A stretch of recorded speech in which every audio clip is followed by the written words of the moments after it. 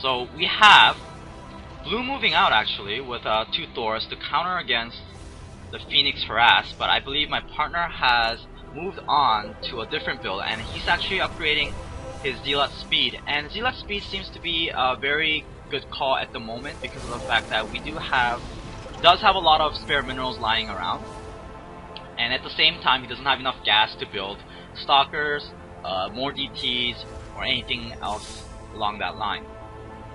So the red is actually trying to expand on this area yet again, and I strongly advise against expanding right over here because it's so easy to get picked off. Because this expansion, we are actually closer to this expansion than they are, because it takes them a much longer time for them to go around this area, this little ramp here, to get to their base than us starting off from here and going to their expansion right over here. So I'm not really sure why red's motivation for expanding there.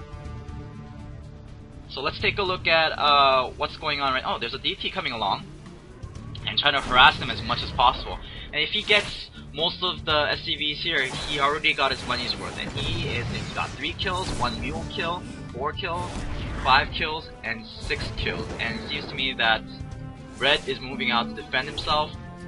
Meanwhile, it allows us to build up our forces, and we have a force building up right over here. And there's always siege tanks are always nice units because of the fact that they have such a long range, and it doesn't matter if you shoot from under the cliff or over the cliff. So this position allows them to be hard to be picked off in the first place and blocks any advance from this little corridor here. So that's the reason why I put the siege tanks here and siege tanks up here. So it allows for extra defense, and it's actually more difficult for units to hit these units down here as well.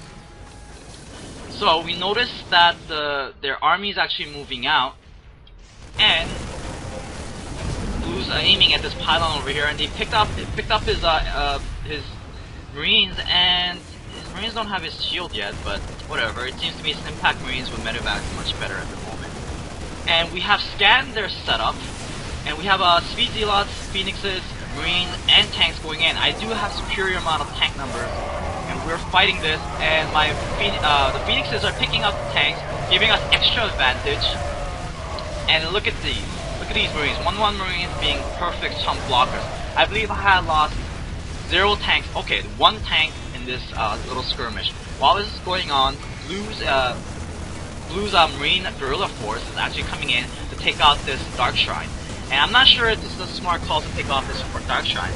In my opinion, they should have been going to mineral line, taking out the probes, because dark shrine, they already have a defense against ETs already, so they're not really required to destroy that dark shrine, because dark shrine do have like 500 life and 500 shield, so it's not really worth it. If he had gotten these probes, it would have been better off for them. So we have a lot of alerts going on, and I'm actually managed, because we did win that skirmish, I'm actually pushing in because we noticed that there is actually a gold expansion for blue. We're pushing in here, and this position they cannot touch because I have too many tanks. First of all, I have 9 tanks setting up. They only have 2 tanks, 3 tanks, and a Thor, so they cannot break this line. And we have alerted in this area because we noticed that red has expanded in this area yet again.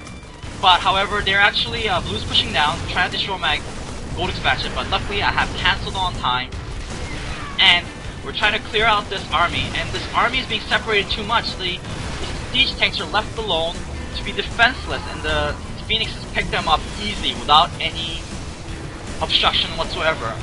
And this is gonna be cleared out yet again. But the marines have pushed all the way down, and they're actually taking out the nexus once again, and this nexus is going to go down. Doesn't matter how many units I have right now, it's going to go down, and it goes down again. And these group of marines have gained something out of it, but they're going to get intercepted by my own marines. And around how many tanks are these? 10 tanks.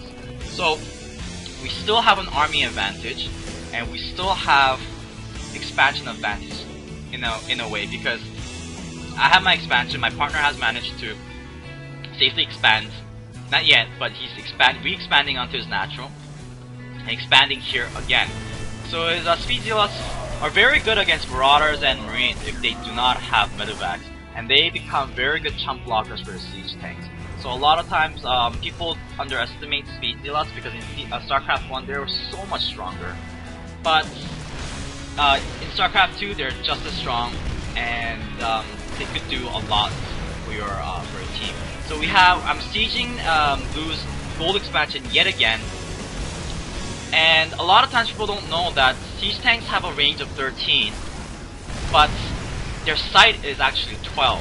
So you need extra vision. A lot of times people do not use this extra vision to, gain the upper advantage. So when you're facing off against siege tanks, make sure that you have extra vision using dropships, phoenixes, or anything like that. So Blue has actually left the game, and it seems to me that Red is still staying, but he's leaving as well. So this has been one of the strategies that we have been using against Double Terran.